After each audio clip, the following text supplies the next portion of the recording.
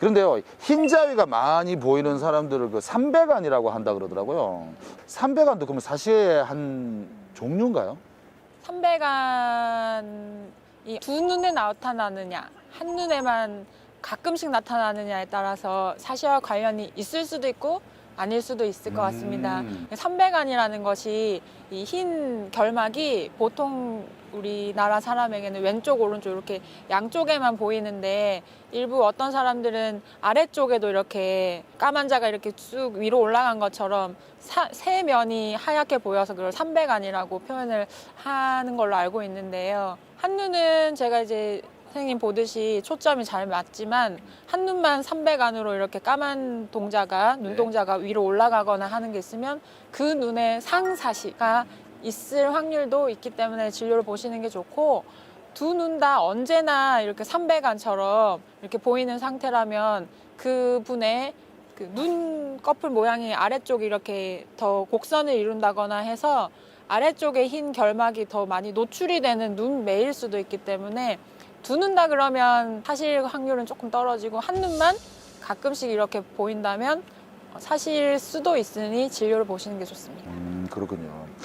요즘에 보면은 이제 이렇게 자세에 대해서 교정하시는 분들이 굉장히 많습니다. 그러다 보니까 척추에 대한 관심이 굉장히 많거든요. 근데 이 척추도 이 눈하고 관련됐다는 이야기 한번 들어본 적이 있는데, 척추가 틀어지면 사시가 될 가능성이 높다. 이게 좀 어이가 없지 않습니까? 틀린 말로 생각합니다.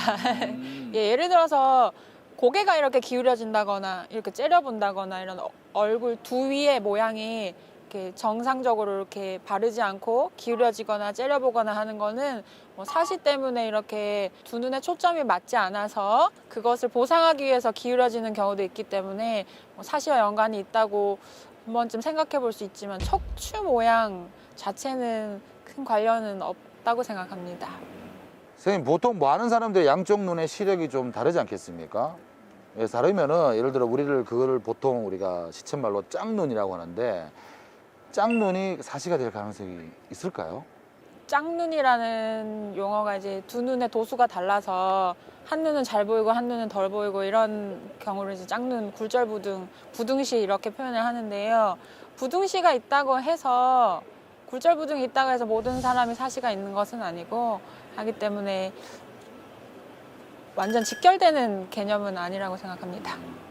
선생님, 요즘에 눈에 대한 관심도 높고 눈을 좀 예쁘게 보이고 싶어 해서 서클 렌즈를 사용하는 분들이 굉장히 많더라고요. 근데 사시를 가진 분도 서클 렌즈를 해도 될까요? 뭐 눈 안에 컨택트 렌즈를 끼거나 뭐 하드 렌즈 끼거나 소프트 렌즈 다 크게 사시를 더 악화시키거나 하지는 않기 때문에 그것을 착용하는 것 자체는 못하는 것은 아닙니다. 예. 단지 이제 안경이나 이런 것으로 조금 마스킹을 할 수 있다가 렌즈를 끼면은 얼굴이 이렇게 훤히 드러나 보이니 사시 표시가 좀 더 날 수는 있을 것 같습니다. 근데 못 끼는 것은 아닙니다.